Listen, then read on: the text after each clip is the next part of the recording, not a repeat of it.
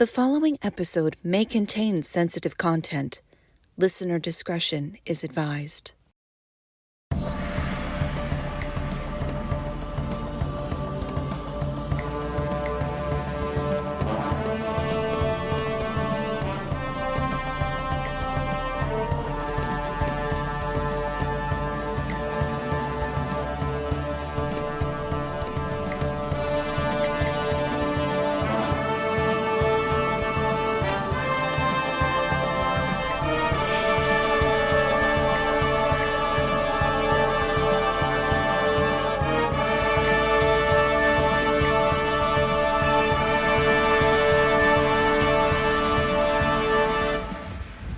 Hello, everyone. Hello. And welcome. Welcome.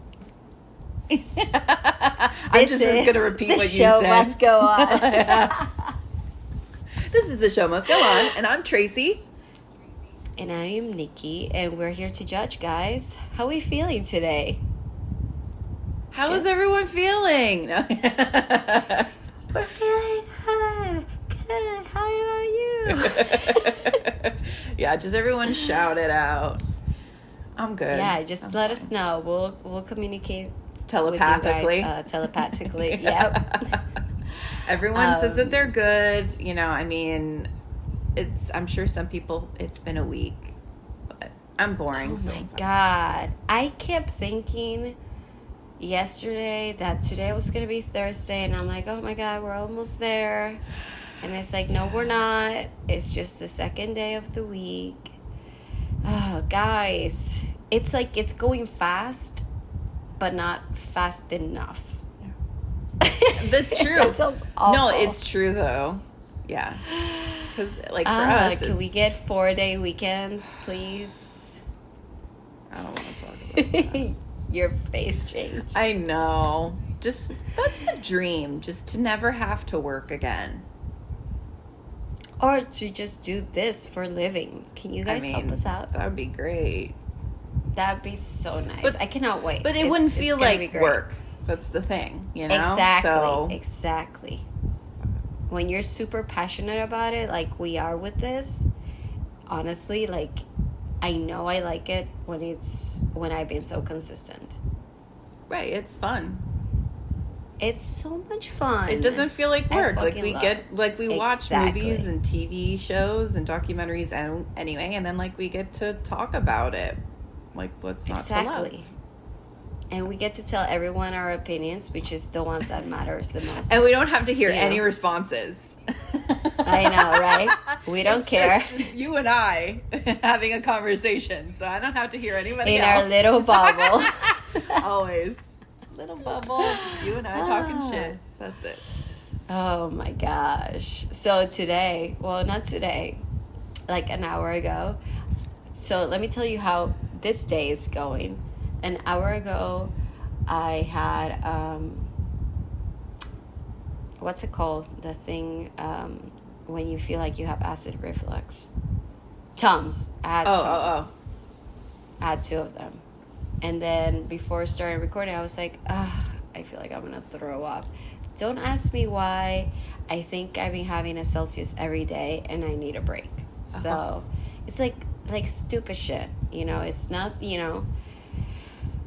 And I was showering and I was like, why do I feel like I'm going to throw up right now? And it's like burping, you know? Yeah. Like one of those. We still don't have a dining table. We still haven't bought, like, the bar stools. Mm-hmm. So, eating on the couch is definitely not good for me. Being hunched over, like, there's so many factors to this shit, you know? And all I kept thinking is, like, will it get easier? No. Ever.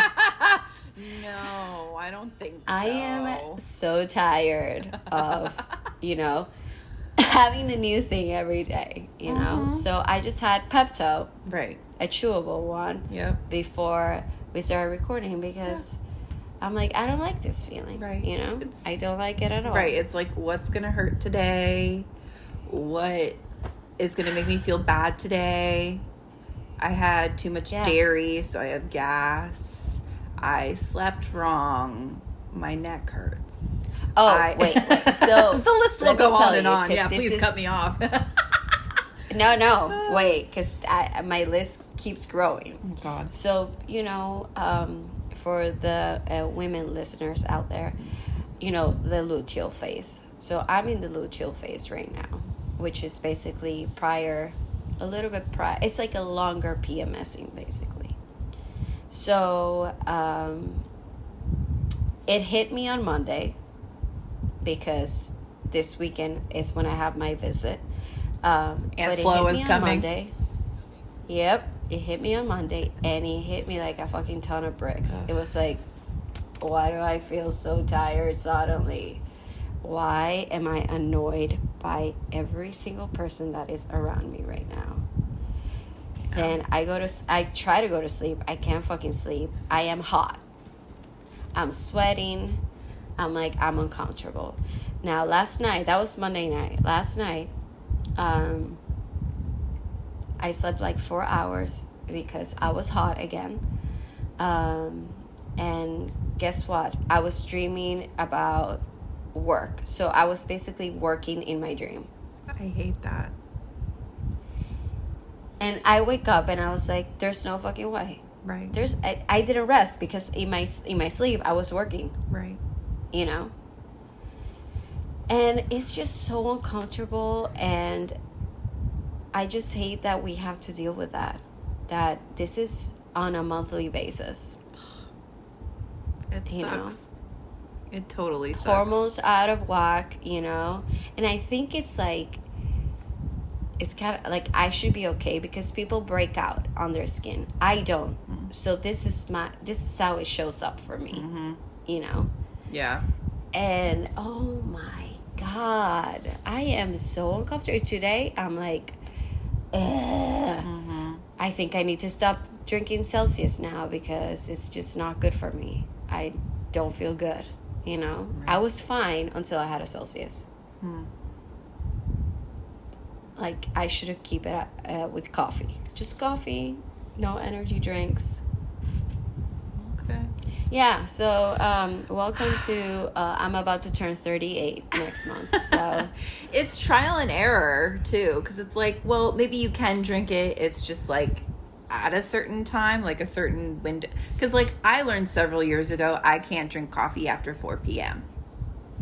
Like that type of thing, where it's like, okay, I can't have it past 4 p.m. If I do, like, as tired as I am, my brain won't shut up and I won't fall asleep that night, that type of thing. So it's like, as you get older, you just become more in tune with your body and like what bothers you. Yeah. I don't know, because I've been having it for a while, like a long time. And every week I know, like, there are 2 days of the week that I don't have it because, Ay, pero, like, I'm like, okay, now we have to let go of this. Yeah.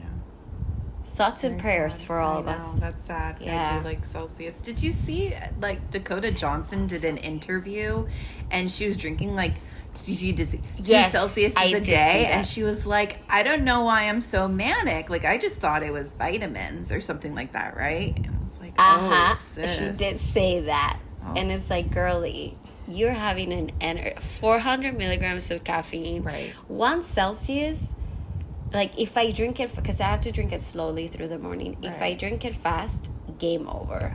Heart palpitations. I'm fucking Speedy Gonzalez all day long. Mm-hmm. Like, no. Then I get uncomfortable. Works. Because I am like a fucking slug. I don't move fast. I don't have a lot of energy. But when I have a Celsius, whoa. Like you said, I'm the fucking road runner. Meep, meep, get out of my way, bitch. Literally. Like, literally. go. I'm like the Energizer Bunny. Yeah. So that's how you know, for me, like, it works. Yeah. So I'm just going to have to keep it. Or maybe I just need a break from it. I was going to say, like, a little cleanse. It's been a while since I've done a break from it. So. Okay, yeah. Just maybe not for a little bit, and then see what happens. And if it bothers you, then I'm just so tired of discovering things like this. Like, I know. Can we just keep it at the same pace? Because I swear to God, I was fine until I had it. So I kind of know it's that. Mm-hmm. But oh my God, I just want some like same thing for a while. Like, I want to get bored of the same feelings, you know? Be like, oh, let me spice it up a little bit. But no, I'm spicing it up every fucking day of my life at this point. There's always something new. It's like just spin a wheel. What's it gonna be today? Yeah. Tick, tick, tick, tick, tick, tick. Yep. Pretty much. Boy, oh boy. But it is what it is. Moving on to happier things. Did you see the Emmys, Tracy? Of course I did. Absolutely. Well, let me tell you. Do you have cable? Yes. Oh, that's why. Because I had to. By the way, I'm so sorry. All these streaming platforms, and there's always like a plus or a plus live that we have to pay for to watch a basic shit that would be on a basic channel, you know? Right.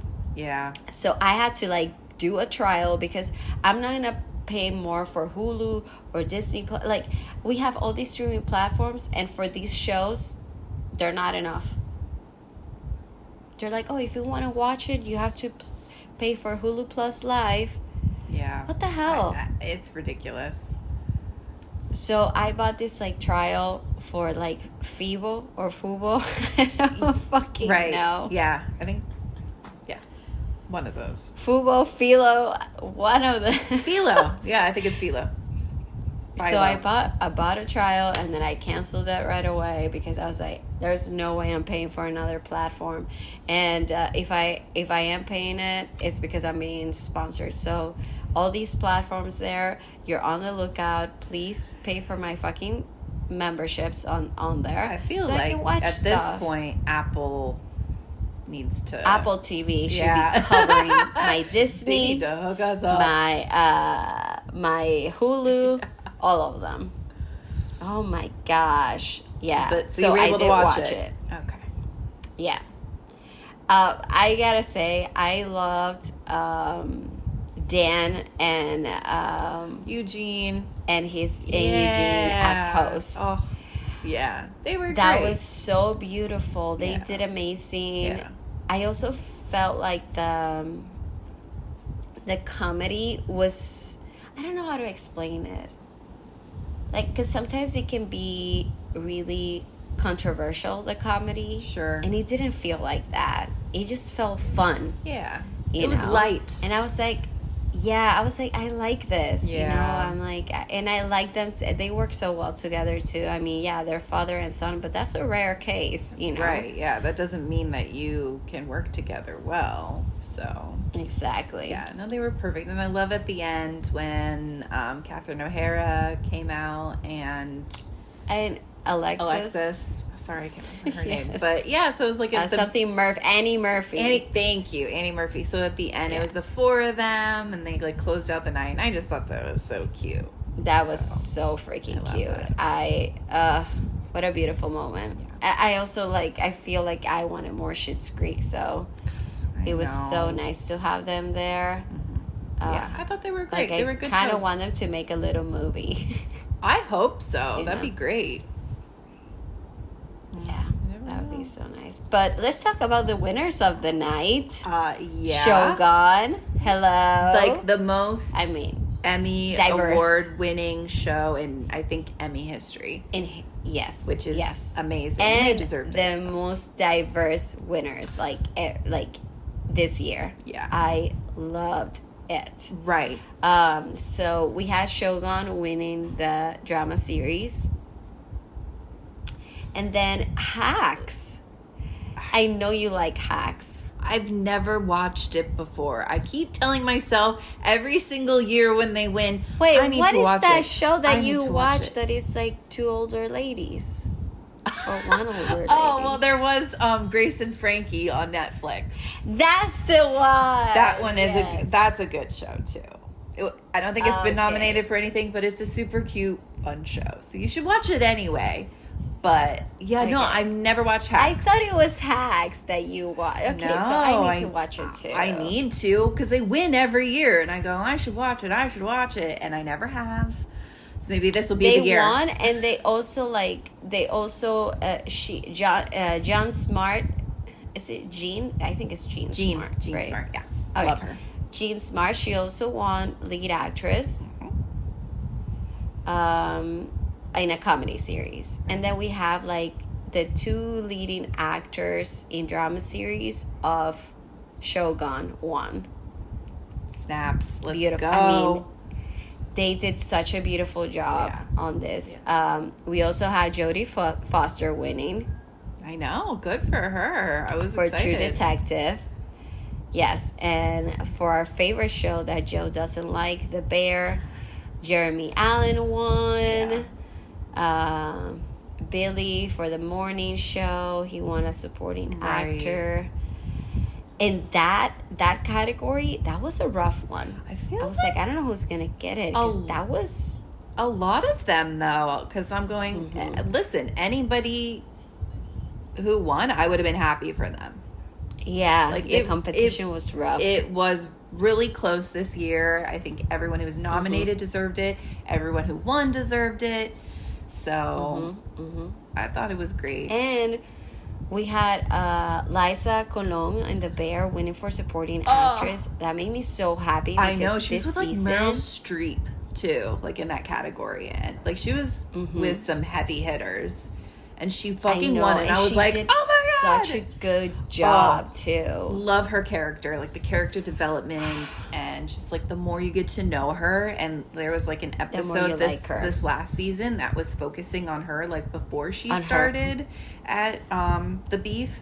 That episode broke me. The one where she's eating that sandwich. Because it's so fucking relatable. Like, this woman has all the experience in like HR or like accounting, and she's literally going for the same job somewhere else because she gets laid off, because this is during the like 2007-2008 recession. Gets laid off from one job, goes to apply for the same exact job, and they go, oh well, we know you have like 30 years experience in this, but you need to have your bachelor's degree. Bro. And it's like, seriously, what difference is that degree going to make when she has the experience doing this exact, like, nothing has changed since then, and it's so frustrating. And the fact that she just wants a job. I know, because she has a family to support. Want to make money. Yes. Like, it's so raw, it's so real. It's great. And I didn't realize that her husband in the show is her husband in real life. Husband in real life. And he's also an actor. He is. He's been famous a lot. In the I think he was on Dexter. I remember him on Dexter. He was one of the detectives. So he's been in a lot of stuff. And I was like, oh my god, I didn't know she was really married to him. He used to be in soap operas, like in Mexican soap operas a lot. And if I'm not mistaken, he's in a few episodes of either Breaking Bad or Better Call Saul, if I'm not mistaken. I feel like that's right. Yeah, for sure. Let's see what else. I mean, good for her. Yes, me too. Then Baby Reindeer. When I know, I was like, if Jessica Gunning doesn't win, because I'm sorry, that one I was like, she needs to get that shit. She did so well. Oh, so good. But she did win, and also he won as well. He won 3. And I said, because he did win for lead actor in directing anthology, the writing, and was it show, like best anthology? Show, limited right. show. Yeah. So, those are great. It was just so, because Trey was telling me, like, who do you think? Like, he's like, what would you, like, he's like, they were also good. Like, how would you judge them? You know? And I was like, honestly, for me, was like Richard Gad, that was his name, right? Yeah. Just being so brave of not just only telling his story, but reliving it to tell it. Right. Many fucking times. Yeah. And to portray it in a way that we can understand and we can feel the pain that he felt. Right. just because of that, I'm like, he deserved all the awards. Right. But like specifically when he thinks that he's going to get this writing opportunity, and that guy basically sexually abuses him. Yeah, and, like to just gives him all those drugs. like that. I think like the stalking is terrible, but I think that more so because that's just such a terrible traumatic thing to happen to someone. And he was so brave and vulnerable to show it to millions of people. So I think that was great. Deserves it. He really did. Yeah. Like, I was really happy with everyone's awards in this show. For sure. I don't think anybody got, what's it called? Snubbed? Yes. Okay. I used the right words. Look at me. I know, because I was thinking of something that is now an outdated term, so I'm glad you said snubbed. So. I know. I'm like, oh, is that the right word? Yes. But yeah, that was really fun to watch this over the weekend, and like many of these shows we had already reviewed, so if you haven't, go ahead and go back to those episodes. And I wanted to we wanted to share with you guys that for the next month, for spooky season, we're gonna be covering movies that are thrillers, scary. We're really excited. I'm really excited, and I'm shitting my pants. She's like, I don't know how I feel. Nikki's a psychopath. I don't know what to do. Why are we doing this? Yeah. But we are doing it because it's so much fun. I mean, we have to. It's like you said, it's spooky season, October. Which, listen, don't get me wrong. I love the fall. I love October, November. Like, I love this season. It's my favorite. So I am excited, but also I'll be wearing my diapers. So I love that for you.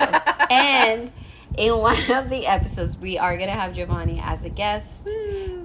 So stay tuned for that. And then I was thinking that I feel so bad because I'm always dragging Tracey to shit like horror nights. Like, let's watch a scary movie. and she's like, this fucking bitch. I am such a good friend. She is such a good friend because, oh my God. I just love them so much because I know you do. I think I cope with laughing.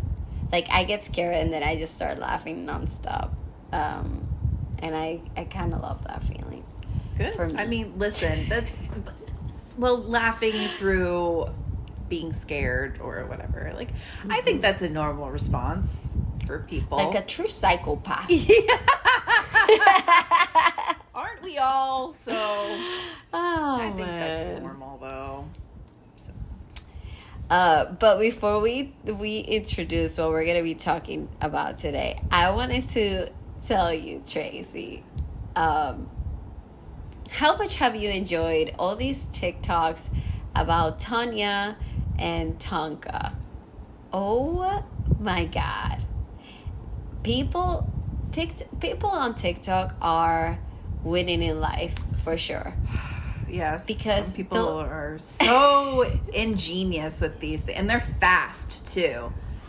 Fast and creative. Yes, like that one that I sent you when I think it's her boyfriend or her husband that pops out with like a monkey like onesie. Yeah, I know. And she's like, "Donkey B, right? Here's your Gatorade." Love it. It's so good. And the real Tanya Haddix is on TikTok, and I saw today. I saw that she posted that she's going to be starting a podcast. Oh my God! If you guys listen to her and not to us, I'm gonna hunt you down. Although I cannot see who's listening to us really. I just kind of know like what region you're at. You know? But I'm gonna find you and I'm gonna hunt you down like in Taken. I feel like we don't have the same demographics. I think we're okay. I don't know. People are weird out there because I did see her. I saw her account, and I was like, "Oh, she's out here living her best life." Oh yeah. Posting. Yes. Physically, nothing has changed. We're in the same state. You know, mouth, hair, the whole thing. She probably has like half an ear missing. You know, yeah. but we can't see it with a wig. I think someone commented, how's the ear? With the heart with like the bandages on it. Like the emoji. Yeah. My gosh. Well, just sending you to the TikTokers that make this kind of comedy, thank you for existing, because I laugh so fucking hard every time, and I cannot help to share those with the people that I love. I'm like, look at this shit. People are so fucking funny. And so keep bringing those to our lives, please, because give us that good content. Oh my gosh, please! I need an escape from life. So I go down reality. So I go down the rabbit hole. So thank you. Oh God. TikTok. I always said I'm never gonna go on, and that went to hell like 2.5 years ago. Because I was like, I don't want to see people doing dances all the time. That's literally what I thought that it was. And then I think finally I was like, let me just look at it. And then it's great because you see that there's so much more out there, and that it finds your algorithm too. So it finds those topics that you like. So if you're into educational videos, they'll find them for you. In 2019, when I used to work at a cycling studio in Brickell, I remember I was managing, and I remember telling one of the front desk girls, she was just giggling nonstop. And I was like, what is it that you're looking at? She's like, TikTok. And I was like, why? Why do you need a different app? I said, there's Instagram. And she's like, it's not the same. And it truly isn't. It's definitely not the same. I am doing what she was doing at work. I do it in bed right before going to sleep. Yeah. I am giggling on my phone like a little stupid bitch, enjoying all these fucking TikToks. And it's lovely. And I can't believe I missed all those years. I know. It's great, but also it's terrible because I tell myself, just one more video. And then it's like 1 o'clock in the morning and I'm like, I have to go to sleep. I gotta put this phone away. Yeah. Yeah. What I put a limit. That's on smart. The amount. So it reminds me, and I'm like, okay, I have no choice. It's a lot of willpower, though. Because I could be like, ignore 15 more minutes. Yeah. You know? For sure.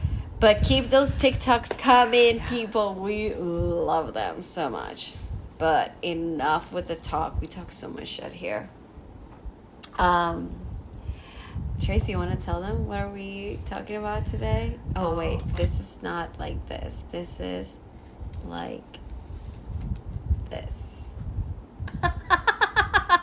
Very important word. So very important. It is. So today we're going to be discussing Netflix's The Perfect Couple. So when one lavish wedding ends in disaster before it can even begin, with a body discovered in Nantucket Harbor just hours before the ceremony, everyone in the wedding party is suddenly a suspect. Dun, dun, dun. Dun, dun, dun. This is definitely a whodunit. Oh, well, yeah, for sure. Directed by... Susan Beer is how I want to say her name. I think it's Beer. Yeah. So, she's done a few things. Who also directed... But she did Bird Box. She directed Bird Box. Which is really good. Also based off of a book. It's so good. Very good. Yes. And I didn't know The Perfect Couple was from a book. I think you were the one that told me that. I think so. Yeah. I had no idea. Right. But I just want to say from the get-go, I fucking love that show. It was better than I thought it was going to be. I'm going to be honest. I wasn't looking forward to it. I was going to be like, I mean, you probably read the book, people. Right? No. It's not an author that I read. No, you didn't? Oh, okay. Mm-hmm. No, it's not an author that I typically like to read. So this to me, because it's Ellen Hildebrand is the author. Now she's known for light romantic beach reads. That's not my style. Oh. So this... Wait, what was that book that we read? All the Single Ladies by Dorothea Benton Frank. Good grief. Good grief. What a piece of shit. What a waste of time. Literally one of the worst books I've ever read. And I can't believe I finished it. You really did, because I couldn't. I was like, I can't finish it. I know. I was like, so I have bad. to. I have to power through because I'm not a quitter. God. I'm so proud of you for that.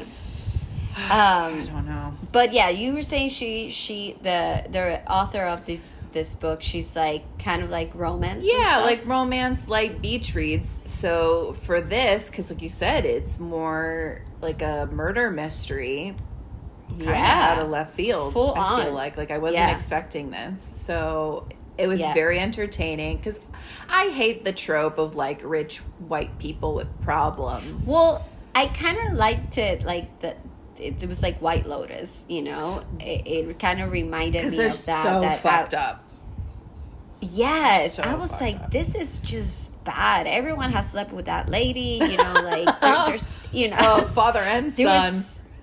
And the obsession of the maid with you know the husband, like there was just so many things that I was like, this only happens in these like this is a world that is so foreign to us, and even I don't, well, maybe you, Tracy, because you know you're American, you're white, you know, maybe you would have had a taste if that was if you guys were like rich or something like that, but I think this is how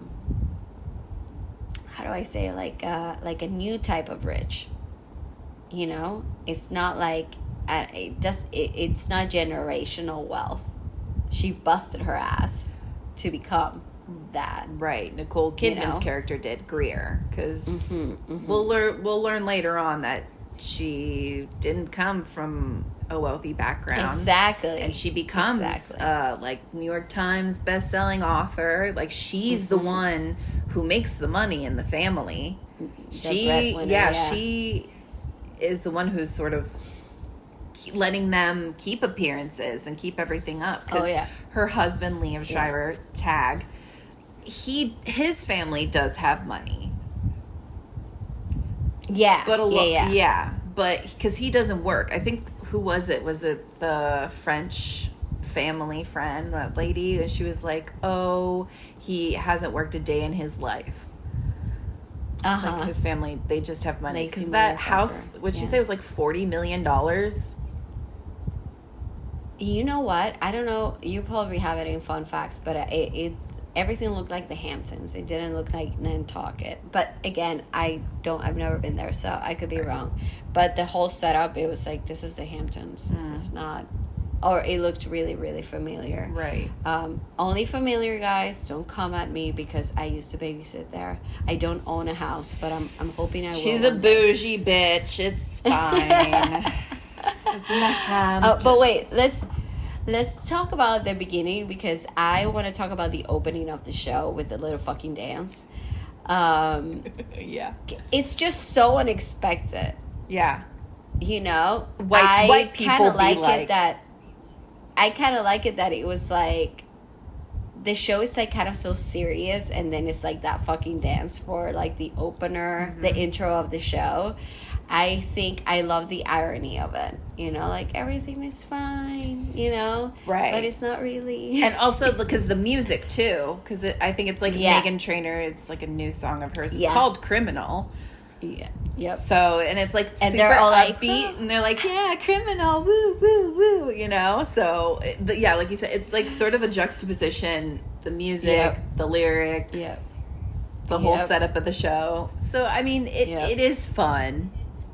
Yeah, white people. I kind of like that they did that, because we never really see that in like shows like that. But let's talk about that first episode, that is the Happy Wedding Eve. And wedding guests arrive at Nantucket for the lavish rehearsal dinner at the Wimbury Estate, but the nuptials take a tragic turn when a body is discovered. I don't know if you feel this, but the leading actress, what's her name? I don't know. The one who was the bride to be? Yeah. Well, that's I have to exactly how I look it feel up. about her. Yeah. She's forgettable. Yeah, Mm-hmm. I don't, you know, she doesn't, I don't know what it is about her. I kept thinking about, what's her face? Meghann, the actress, the one that plays her best friend. Oh, The one that passes Merritt. away. Merritt. Merritt. But in real life, I think her name, her actual name is like Meghann. Yes. Yeah. So Merritt, you know, I also feel like that actress is just, she performs so beautifully, and I feel like we saw that in White Lotus. Yes. Yeah. She has a way of portraying characters that is like it sucks me in right away. Yeah. But in that episode, right away, like we're seeing the dynamic of the family, and you know how rich they are, and how basically the bride to be is like an outsider. She doesn't make as much money. Her parents are not millionaires, and her mom is dying of cancer. You know, and we see all this dynamics happening. And we look like, oh, everything is happy, but we see like those like snappy moments that you're like, it's so funny how in such a short amount of time you kind of understand the relationships right away. Mm-hmm. And then boom, at the end they just show a body, and then we actually don't know who it is. And then we kind of know, they kind of show us episode 2, right? Let me ask, did you have any guesses who you thought it was? Because what it is I thought for a second maybe it was the bride-to-be. But then it shows her being on the beach or whatever, like running and being like, ah, and like screaming. And I was like, who the fuck is it? So I didn't guess who it was. Did you? Yeah, me either. Okay. I thought it was the bride the whole time. I thought so too. I thought it was the bride until they showed it wasn't her. Right. And I was like, her friend? What? Poor Merritt. I know. Oh, my gosh. Yeah. And she was so fun, you know? Right. I think that's what kind of made it worse, too, is like the little bit that you saw of her. Like, she just seems so raw and real compared to this family who seems... They're fake as fuck. They're just putting on appearances. So fake. So fake. For her to be killed, I was like, oh, shit. Yep. And like, I love seeing Dakota Fanning playing these roles, because we've seen this girl on the screen grow up, you know, from when she was little to being a grown-ass woman. And, you know, she is so good with her eyes.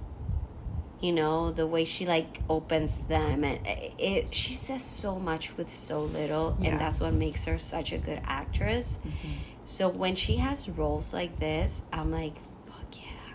Her and her sister, Elle Fanning, like, so good. These girls are so fucking talented. Yeah. Like, wow. Yeah. Yeah. Oh, and at one point, I thought it was her. I thought it was her that died.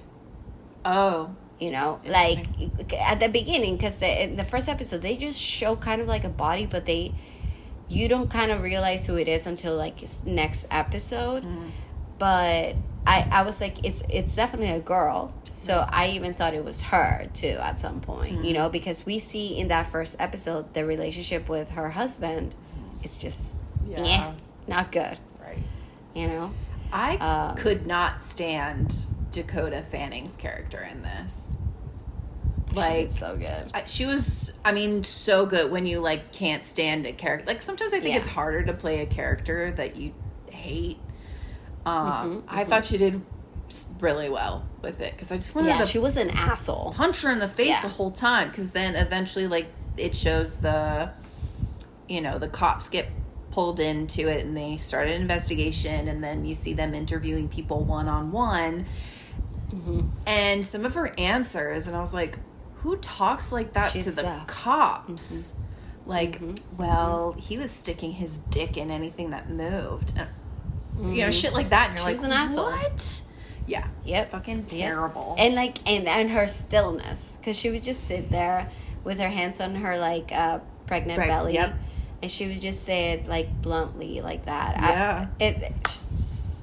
She's such an amazing actress. I cannot wait to see where she goes, because I know it's just going to be even better as she keeps growing in her career. But let's go to the relationship of the bride and the groom.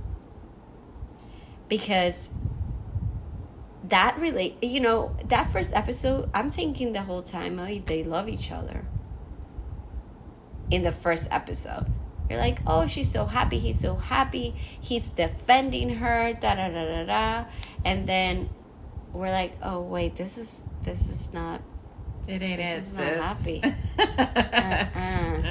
No, and you see that she's was like kind of rushed too. Like they haven't really known each other that long. Which, listen, I mean, sometimes they say when you know, and there are couples who they meet and it's like, okay, this is my person. It happens. Yeah. But this one. Yeah, and like for me, everything started changing when she's like on the window and she's looking at this guy who was like her fiance's friend. Shooter. Yes. So she's just looking at him and I was like, oh. And right away Trey was like, oh. When they came out of the cab. Right?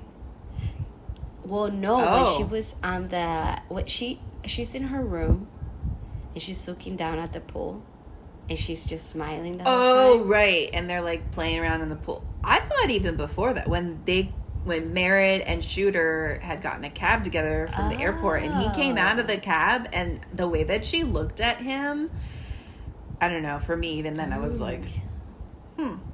Oh, wait, you noticed it before. So you see, and when and Trey was like, oh, I think she likes him. Mm-hmm. And I was like, maybe. Yeah. Like, because I love that there was like a twist with every single character. Yeah. Constantly guessing. There was one point I'm like, I'm not guessing anymore. Yeah. Because I don't have all the facts. Because they kept throwing in things and it was like things that had happened years before. Like the fucking tutor. The youngest kid, Will, his tutor. And I was like, that was like episode 5. So it's like, I'm not guessing anymore. And we're just going to see how this rides out. Because like the end of the first episode, I was like, it's Tom. He was super drunk. And he made a move on Merritt because he's already cheating on his wife, right? So he made a move on Merritt and she, was like, don't touch me or whatever. And he got mad and choked her, drowned her, whatever. I thought it was him at the beginning. Right. I was like, it was probably him because he was like asking his brother, I was like, oh, what's this sistering situation there? Yes. And it's like, bro, like, what the fuck? Right. And then after that, I was like, it's Tag. All the way. It was Tag. Right.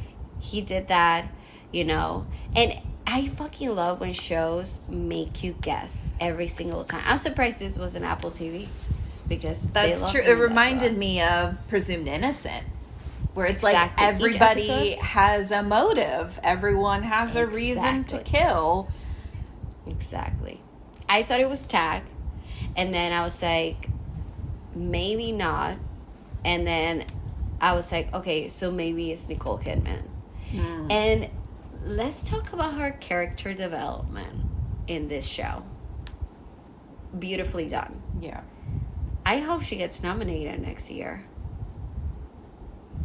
Because this just came out, so she wasn't going to get nominated for these Emmys. Right. Because that monologue she has in the living room, where she just, it's like war vomit, she says everything. I was like, that was peak acting. Because I think at that point, because this was like the last episode, so I think it was like... I think it's the second to last or the last. It's just like... But at that point, she's like fucking done. She's like, I have done everything I can in my power to protect this family. Protect you motherfuckers. To protect our image.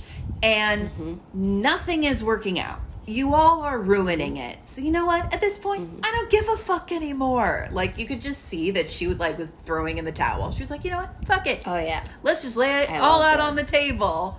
Yep. Yeah.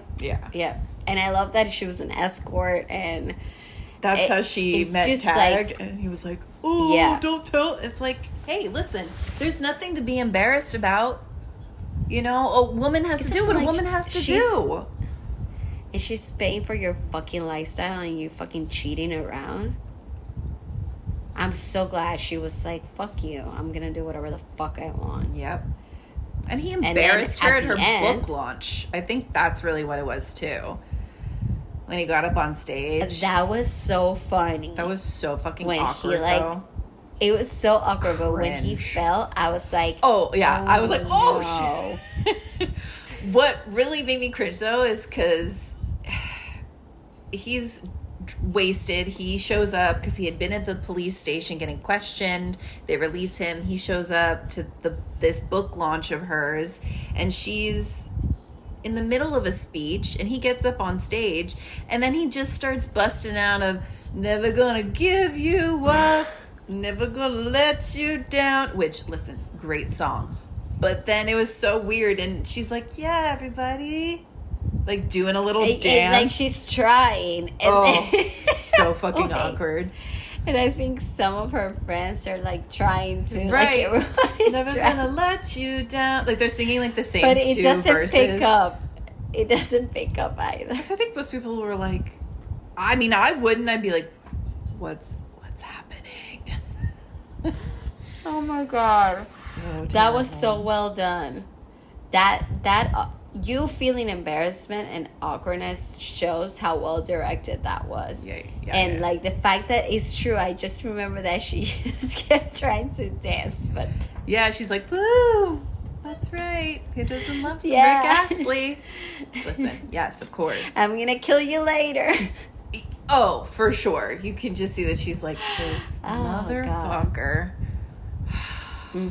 So yeah, I think it was that point that she was like, you know what, I'm done.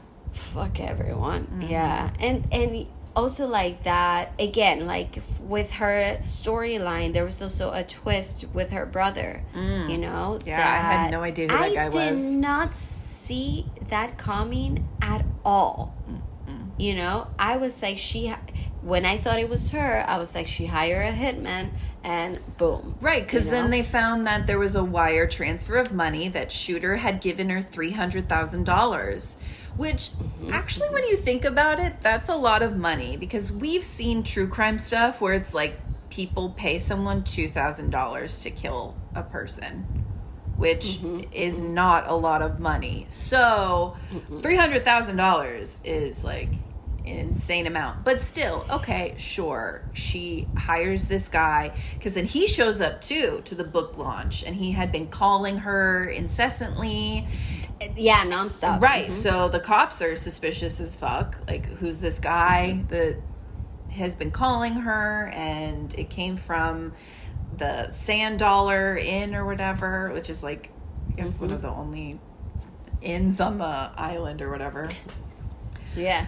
But just looking so suspicious, and he looks rough, and I think he had like a scar, and you're like, oh, I don't know who this guy is. And then they're like relating him to the mafia. Right, because they're like, oh yeah, this guy's in the Turkish mafia, whatever. And then they pull him and Greer into the police station, and they're interviewing them at the same time, which I feel like wouldn't have happened in real life. They would have put them in separate rooms. But whatever, it's TV, you know?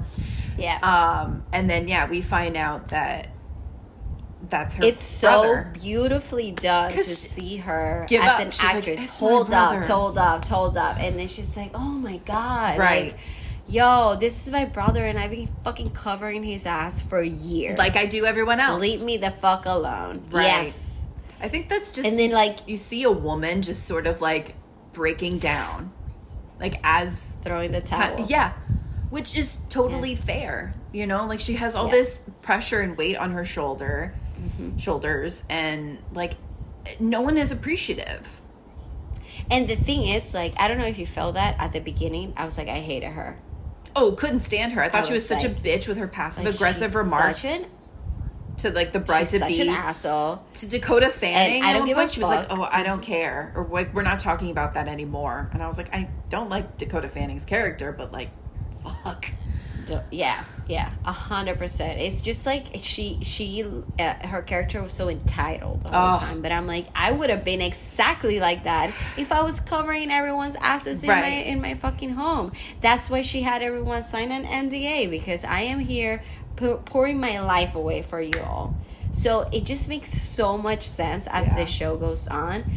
But again, her twist and plot twist of her journey was that she's covering everyone. She was an escort, and boom, her brother.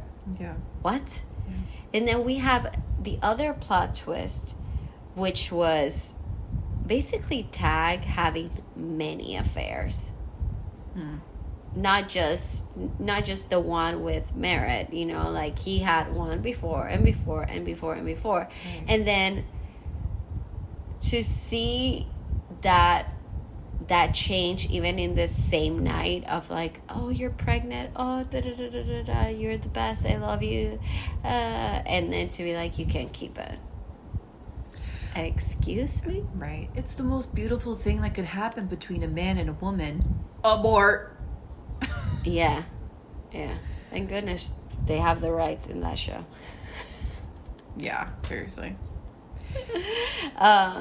But yeah, that plot twist. And then we have the plot twist of the youngest kid. Will, yeah, because... Well, he also... His closeness with the daughter of the cop. Mm-hmm. And then he was also way too close to the tutor. Yeah, I know. So he had like a French tutor, and... He said, oh, I gave her this note, and it said, you are cute. And then the next day she's gone, and I thought it was my fault, and this whole time it was my father. And I'm like, okay, you were like 14 when that happened, so... And that's why it feels so heavy. I guess so, but it's also like, okay, yeah, you told her she's cute, and then she leaves, but like, is it really that devastating? I don't know. It was a little much for me. Rich people problem. I guess so. He seemed very fragile anyway. I don't know if because he is the baby or whatever. Yeah. But I mean... And then we have the oldest brother and having a full-on affair with the French lady that has had sex with her dad. Right. With his dad. Right. Ugh. And he's like into... pills. Like we find out that he's like stealing people's pills and sort of like being a dealer. Yeah. It was just so many, you know, I do appreciate when they do so many different storylines, and I'm in it in all of them. Mm-hmm. But not like so convoluted where you like can't keep track of things or it doesn't make sense. Like everything does tie in together. Because even like the pill roulette, right? So it makes sense that, you know, this spoiled kid just goes through people's things and takes their pills and is like giving them to other people. But he gets the pills from... What the fuck is her name? What was her name? The bride. Yeah. Oh my God. Hold on. Because it's going to bother me. Amelia. No? That sounds right. I think it was Amelia. Yeah. Yes. So Amelia. Her mom has cancer, and she had these pills that were for euthanasia. So it's like if the pain ever got too bad, she could take. She had 3, and he said he took 1, and then spoiler alert, we find out that one pill Dakota Fanning crushed up, put in some orange juice, and she gave it to Merritt. Merritt drinks the juice, which makes her woozy, drowsy, whatever it is, loosey-goosey, and let's go for a swim. Okay, yeah, that sounds great. And then bye-bye. So yeah, we find out it was Dakota Fanning who kills her. So, but it's like that makes sense, you know? Like, oh, okay, everything 100%. Connects. And, you know, she was my last guest, too. Like, yeah, I would have never thought it was her. Right. You know? Because she... at one point, I thought it was the maid. Yeah. I think that's the thing, too. It's because just everyone looks so suspicious, and they have a reason to do it. Because that maid, she was obsessed with that guy. Yeah. And I know she would have done anything for him. If he would have been like, I need you to get rid of her, she would have done it. I could see her like hearing that she's pregnant and being like, this whore, she's not gonna have his baby. Like, who knows, you know? So yeah, I didn't think it was, because also she's pregnant, right? Like pregnant. So I think that kind of makes her seem takes it away, kind of innocent, right? Because it's innocent. Like, oh well, she's pregnant, she's gonna have more maternal instincts now. Because like, and even when she was outsider, like she's not even like she was trying to give tips to Amelia to like be on Greer's good side and just like try to be invisible a little bit, you know. And when she like that little scene that they have, like you get a litty bit of authenticity when she's packing, she's like Merritt's stuff. Yeah, she's like, she was a cool girl, right? And she's like, I didn't like her, but she was a cool girl. Yes, exactly. And I'm like, okay, yeah, like she is putting like, it was kind of weird that she was like in her room putting her things away, but still, you're thinking, oh, this is like maternal, you know, she's like just cleaning up, she's doing something nice. Lo and behold, so well done. And then this French lady that I still can't remember, like she's like a family friend, but I'm like, how did she meet the family? I can't remember. Do you remember? So she knew Tag from like way before. And I mean, they definitely had something going on. 100%. Yeah. But I mean, he had something going on with everyone. My goodness, sir. Put your ding dong away. And also, let's talk about Amelia and her fucking walks at night. I'm like, girly, have you heard any true crime podcasts? Because why? I guess they figure because it's rich people, so you feel a little bit safer. I don't know. Nothing. Yeah. All those nights that I babysat in the Hamptons, I would have never been like, I'm going for a walk. There's no like lights out there. That's true. You know, it only come from the houses, but the streets, no. That is true. You know, it's so secluded. Like it's, I don't know. I was like, and she all the time, she's like, I went for a walk. I'm like, did she really though? Because she was like down in the police station a lot. That's what I was saying. I'm like, nobody's gonna believe you, so stop saying that. Right.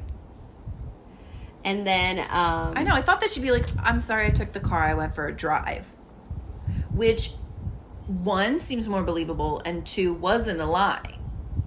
Exactly. Because isn't that what they tell you is like, if you're going to lie, you have to put some truth in it. So it's like if she said, I'm sorry, I took the car, I went for a drive to clear my head.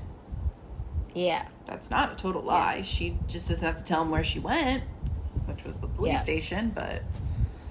Yeah. I don't know. I still feel like her as an actress, forgettable.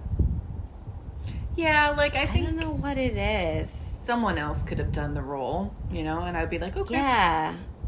And I think she's done a few things, but I don't know why. Question. Also, the other the other actors were so strong. Yeah. And I think also they had, I don't know, maybe they did their own work as far as character development, but I felt like they knew their characters a little bit more, like what type of person they were, and I feel like she didn't 100% do the work. You know what I mean? I could say that. because you, as an actor, you sort of have to like fill in these blanks of like create your own story. Right. What were they like as a kid? Where did they grow up? Like, were they bullied? You know, that you have to do that character development to be where you are within the show or the movie. And I feel like she didn't really know who she was. Yeah, I don't know. Question. You said you had a question. Yes. Would you have signed the NDA? Because like when Benji comes to her and she's like, so my mom needs you to sign the NDA. No. I wouldn't have. I would have been like, I need a few weeks to think about it. Yeah. I wouldn't have either. It's also like, it's like you don't know if you're hiding the killer there. So that's what I would have said. What? I would have said, I'm not signing it until we figure what happened to my friend. Exactly.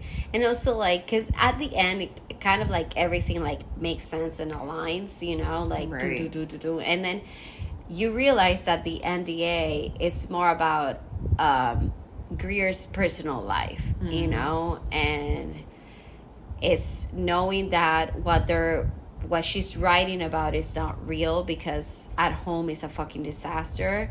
They're not the perfect couple, you know, they're not the perfect family. Right. So I think the NDA was for that rather than, you know, somebody kills. No, it was just like messy. Like at home it's messy. It's not what we're portraying. But you don't realize that until later, you know, until she comes home and she's like, fuck you all. This is what's happening. And I'm done being this fake person. I am done. I'm tired. I'm just going to keep it honest. And then she says to her publicist, she's like, and there's a book for this too. Yeah. And I was like, do like a tell-all. Thinking of that money. Yep. Yeah. She's like, I got something in the works. It's coming. Don't you worry. That shit is going to sell like hotcakes. Cakes. Oh. I wanted to read it, and I'm like, these people are not real. Yeah. You know? Yeah, it's true. Yeah. Because the whole thing is, like, she's written this... I'm assuming that it's this book series. It's, like, Dash and Dolly. And I'm assuming they're a couple, and they're, like, murder mysteries. And it's just them. So it's, like, Dash and Dolly represent her and Tag. Because I love because they get interviewed for like a magazine or newspaper, and they just are really harping on the fact of like, oh, you know, Dash and Dolly have a perfect marriage, and like you know, you probably based it off your marriage with Tag. You guys are the perfect couple. And then he starts singing again, and I know, too much, but like I don't think there's any such thing as a perfect couple, because even if there is a couple that is like fully in love, they have a good healthy relationship, they're still not perfect. It doesn't, like they're gonna have to exist. Exactly. So I'm like, why as a journalist you should be ashamed. Quit harping on this. Yeah. And then like, I don't know if you felt this, but through that interview I was so uncomfortable, because you see like Greer like being like, oh yeah, like kind of like stuff, like I wanted to not be there and I wasn't there. But I'm like, that's what good actors do, you know, they make you feel so uncomfortable, you know, like he kept pushing, she kept basically like stars, yeah, you know, I was like, right, because this fucking guy can't stop drinking and smoking. See, that's the only reason that I thought that he didn't do it, is because he was high all the time. Oh, maybe. You know, so I feel like people who smoke the marijuana, they're not like really violent people. Like you don't hear stories of like, I was high, you know, I had smoked a joint and I killed somebody. Like you don't really hear that very often. Like now someone's on like bath salts or fentanyl or meth. Crack or meth. Yeah, like, wow, you know, they go crazy. But not so much weed. And he smoked a lot. So that's the only reason I was like, I don't think it's him. Yeah, that's true. That's a good reason for not to be him. But I was also thinking like the toxicity between their relationship, of like Nicole Kidman and her husband in the show, it was so like up and down, you know, because it was never like her being like, I hate you, and him being like mad, and you know, it was never that. It was really like kind of like light passive aggressive, you know, like it was never like a build up for me to be like, yeah, he killed her or she, like I always had the doubts, but I would have never thought like she killed her like full on like violently, you know. Yeah, that's true, because the only time that even like when we see her get mad, it like wasn't even it's like that bad. Yeah, she was like, you want me to yell? And it's like, man, it wasn't that bad. She kept her composure. Wait, how do you say composure? Like, yeah, through it all. Yeah. So yeah. Even when you see her when she's angry, and then they have like sex. Yeah. So don't touch me, and then she's like, like 2 seconds later, don't touch me. I was like, that was exactly how she did it. Yeah, because he kept being like, I want you. I've always wanted you. Okay, well, then like, what stop does that mean? Fucking other girls. Yeah, thank you. Dude. Like, you don't want her if you're putting your dick somewhere else. Right, like you just impregnated someone like 2 months ago, and now you're being like, oh, I want you. I only want you. Well, then fucking show it. Like, and like, I want you back. Well, cheating is not going to be the way, so... Exactly. Never gonna give you up, never gonna let you... Oh my God. Why did he keep singing that? And then, it like... When I was young, I never needed anyone. Yep. And making love was just for fun. Those days are gone. Oh, man. Let's talk a little bit about the detective and the police officer. They did a great job. They were good. Can I just say really quickly, so when we first are introduced to the like sheriff or whatever cop and he like his phone is ringing and he answers it, I not even low-key, I high-key thought that it was Darius Rucker, Hootie from Hootie and the Blowfish. Aww. I was like, oh, he's making movies now? And then I had to look it up on IMDb, and I was like, that is not him. But no, he was really good. He was good. You know, I was like, Hootie? Is that you? I know. Whoops. I think the detectives, like she did an amazing job. I believed her as a detective. The cop, he kind of fell flat for me, the actor, many times. But I also like that at the beginning, he really portrayed well the relationship he had with that family. Oh, yeah. You know, like you don't mess with them, and I am buddy with them. You know, like I don't know. I like that because at some point I was like, is he involved in this too? You know, because he looked messy. You know, and like he kind of comes to his senses with the detective. The detective is like, bro, you get an outsider. You know, yeah, like. Right. Why are you letting these people walk around the house? Like, this is all evidence. You know? That's true. And also I think when Will was trying to leave for his like sailing competition, and there were like all those reporters there, and then the cop showed up, and then Tom said something of like, we'll call our lawyer, and he, along with us, helps pay for that uniform that you're wearing. Something along those lines. Yes. Right? Like to show the privilege. That, yeah. And I think that like you could see the look on the cop's face of like, fuck you. Yeah. So I think that put a bad taste in his mouth. Oh, 100%. Right? Like covering for this family that's pretty shitty. Yeah. I really, really liked this show. I liked how it was written. I liked everyone's performances. It was a good pace. It was a good pace. It wasn't that many episodes. Yeah, it was quick. It was 6 episodes. Yeah, like it was quick. Wanted to keep watching the next one, which is always good. Mm-hmm. I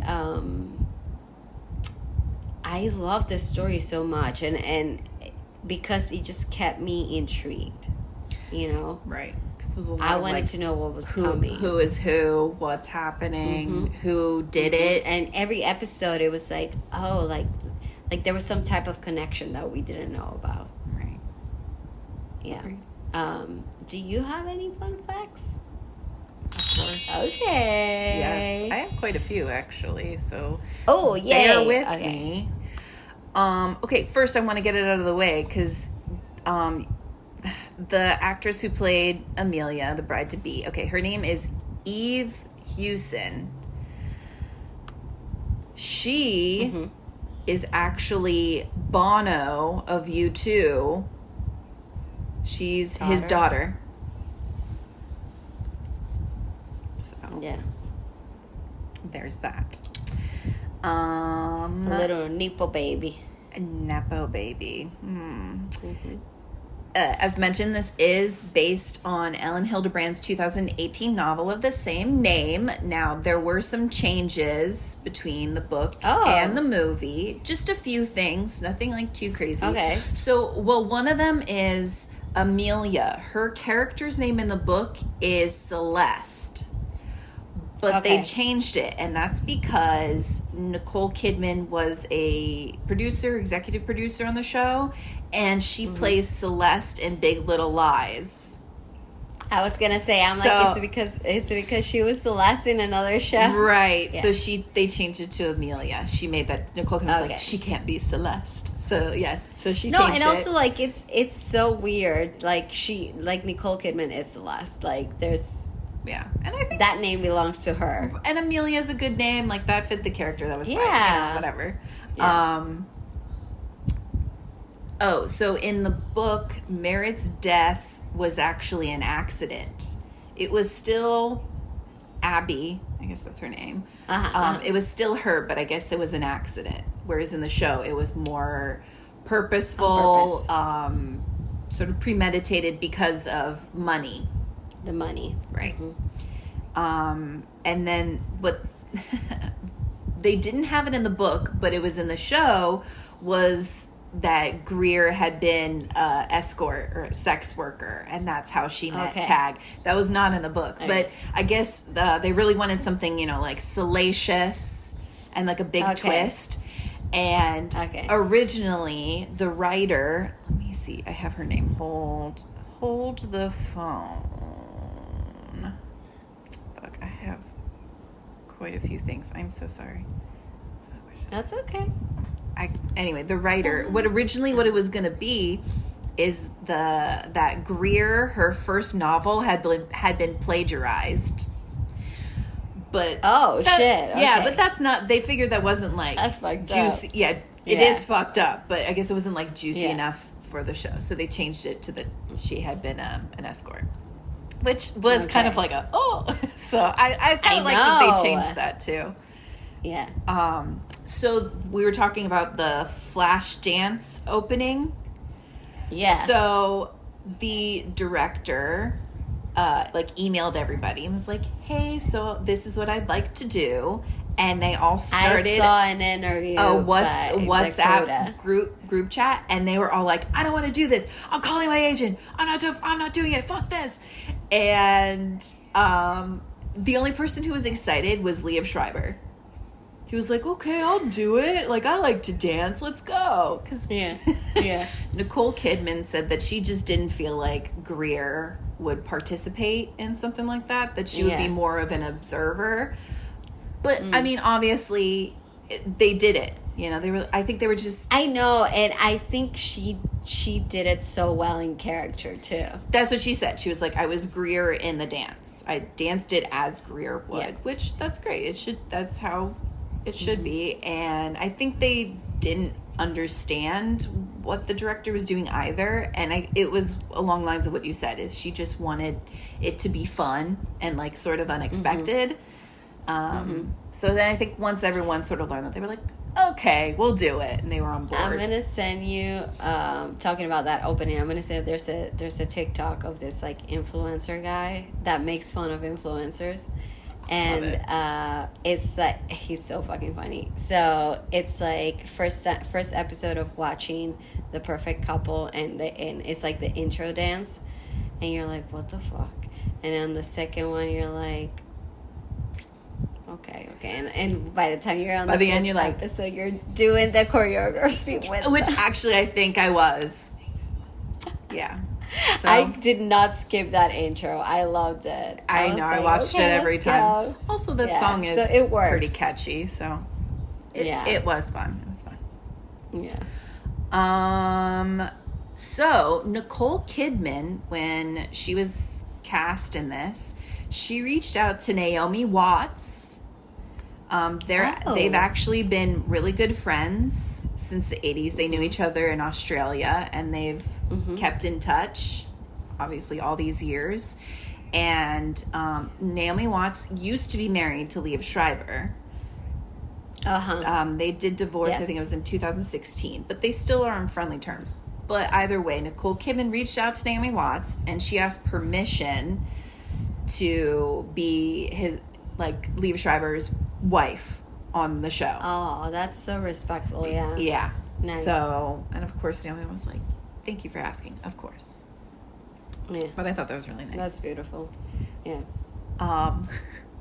So production had already been filming for a month before Nicole Kidman came into film, and the day that she was coming to set, the guy who plays Tom, his name is Jack Rayner, they were rehearsing, and he had his pants down, and he was just showing people his boxers, and Nicole Kidman walked in. So that's like, they were like, hey, and he's just like got his pants down, and they're like, we swear we're normal. I thought that was kind of funny. Wow, they were filming for a whole month before she came in. Yeah, I know. I mean, she's a busy lady. I want to be like her when I grow up. I know, just like, I'm here, we can start. She's just so like, fucking love her. So you said that it looked like the Hamptons. So filming actually took place in Cape Cod. Oh. Which is like adjacent to Nantucket Harbor. And it's very difficult to actually shoot in Nantucket because it does require like a ferry, a boat to get back and forth. And with all that camera equipment and everything, it's just like, it's near impossible. So that's the only reason why it's just like you can never really film there. So the closest is Cape Cod. So that's where it was filmed. Okay. Oh, of course, here it is. The writer was Jenna Lamia. Okay. That's what I was looking for. So was she like super, is that the book, the author? Oh, I'm sorry. Ellen Hildebrand wrote the book. Jenna Lamia wrote the script for the show. Now, was Helen involved? I think in the making. So I think what I had read is that she basically just gave them free reign. She was like, the book is the book, and TV is TV. So like, I mean, if you find out that Nicole Kidman is gonna be in it and producing and shit, I'd be like, do whatever the fuck you want. Right. And I mean, I know it's pretty common now where it's like, oh, it's based on a book. It's based on a book. But I think still, like, as an author, to have your novel transformed onto screen, that is a big deal. Something. Right. Yeah. That is a big deal. So I think most of the time, like, they understand. They're like, you guys know what you need to do, so if you're gonna change things, like, it is what it is. But I mean, obviously, I think they really kept to the core of it. And I feel like they probably did a good job. So I think she was pretty laid back with it, like, just do your thing. The actress who played Merritt, you're right, Meghann Fahy, she had to have a life cast made of her entire body for the drowning scenes. So they did shoot her. So there were a few parts where they did it on a soundstage in a pool. And then some outside. But I think there were ones where it was like obviously like the floating body, I guess, when Amelia finds her and stuff. So what they did is they made a full cast of her body using 2 different kinds of silicone. So they had to pour it really, really slowly, and then it sets. And then it's like a whole process. It sounds kind of scary, actually. And then once they, I guess the silicone dries, and then they pour plaster over that layer. Because then I think it's probably like the front half, the back half. Yeah. And then they put it together, and then they pour the plaster over it. So scary, but it's her. That's like they nuts. made a full Yeah. The scene with Tag singing "Never Gonna Give You Up" when he's on stage, that was actually improvised by Liev Schreiber. That wasn't in the script. That was so well done. And the fact that's that probably why people were like, what the fuck is going on? And Nicole just like trying to keep going with the scene, and she's like, oh yeah. I'm like, and that is on good actors. Yeah. Wow, that's so interesting. And then one more. The scene where Benji smashes Tom's face in their wedding cake. So that actually did take several hours to film. But what happened was... How many times? So what happened is they didn't want the cake to move from his face. Like, they just smashed it once. Oh, and then they left it there. So they had to, like, break for lunch. So he was, like, eating lunch with the cake on his face. Which, that's crazy. But, yeah, because they needed to make sure that it was consistent, which I do appreciate because you can tell sometimes with edits where they have like a full drink and then it cuts away from that and comes back and it's like way less and you're like, okay, like just those little things sort of take you out of it. So I do appreciate that consistency. So I like it too. I appreciate it too. Yeah, that's it. Well, those were like good. I really liked it. Yeah. Those were really fun facts. I love it. So the Rotten Tomatoes score was 63, which I kind of find it's low. I would have gone for like an 80. Even like 75 up. Yeah, I think it was really, really, really good. The audience score gave it a little bit more, 68%. I don't know who's rating in these websites at this point. Yeah. You know, I would expect more from the audience, way more. Right. You know? Yeah. The acting was beautiful. I mean, yeah, like you said, I think the writing was pretty good. I mean, I think it is hard to write shows that keep people's attention, keep you guessing.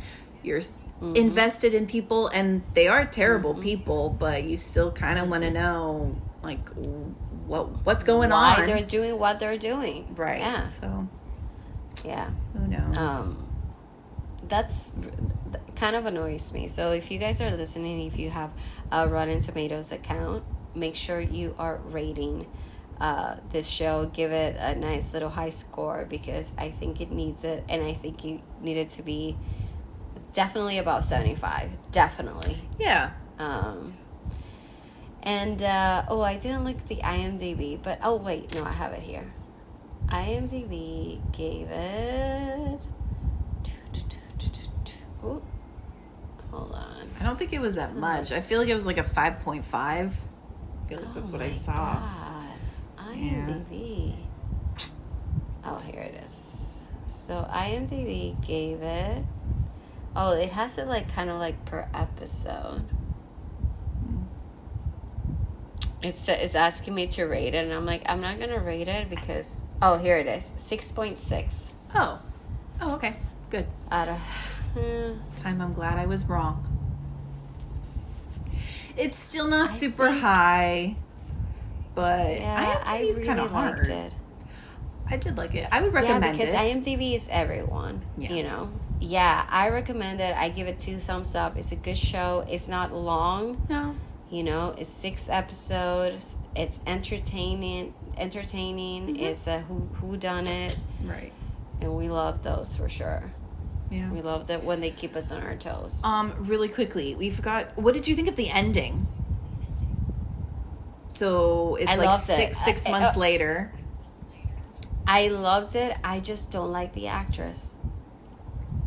Take that out of it. I just mean like the story of. I mean, you can only assume that Amelia and Benji did not get married.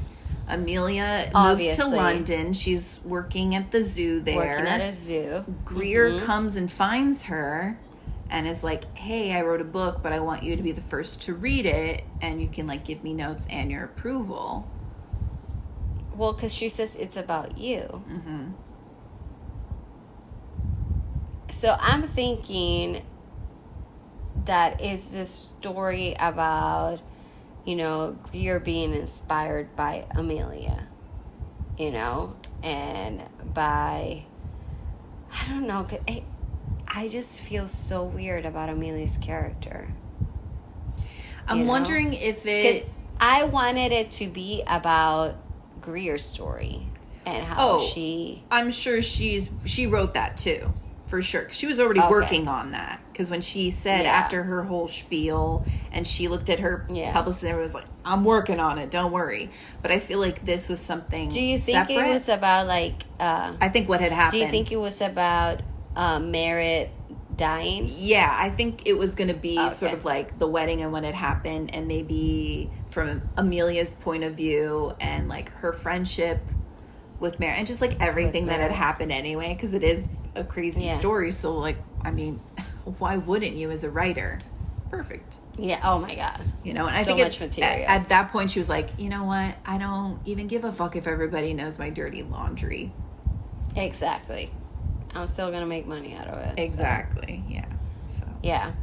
I thought it was pretty good. I'm just glad that they didn't get married. To be honest, her and Benji. Oh yeah, they did not look like they loved each other. Wow, what a mess. And really quick, I thought it was really funny because Amelia and Shooter share a little kiss, and then Benji sees them and he walks in on them and he and like punches the wall and walks out, and then he gets really drunk at his mom's book launch party, and then Amelia takes him into the back and then they have sex, and then I love that. That's it. And then I love that she goes to Shooter and she's like, Benji and I had sex, and he's like, oh.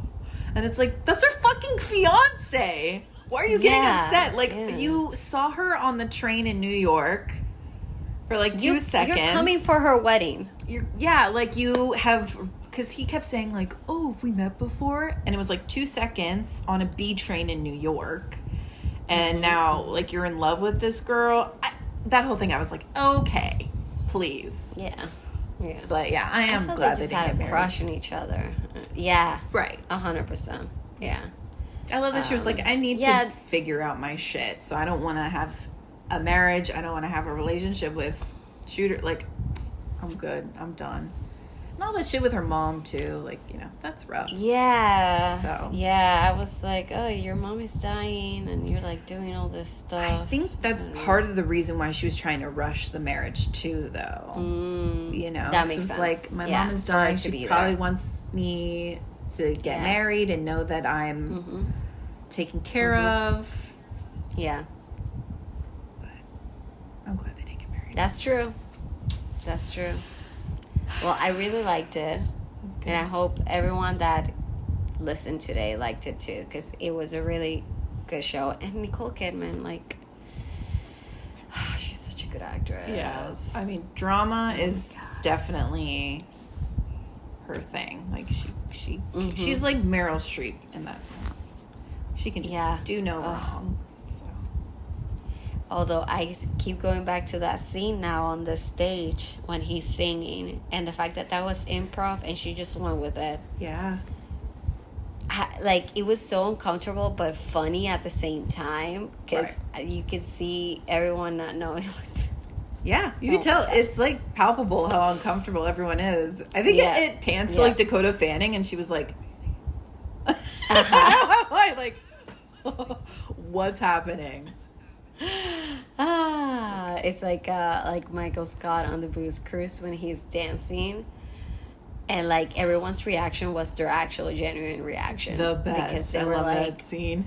You know, he just kept going, and at the end of the filming, he's like, "Was that good enough for you guys?" Yeah. Oh, I loved it. Oh, I love that. Second season. That's how it felt. Like everyone's face was so genuine. You know. Right. Very good. Well, that's it for today. That was a great show. That was a good one. Yeah, good to talk about.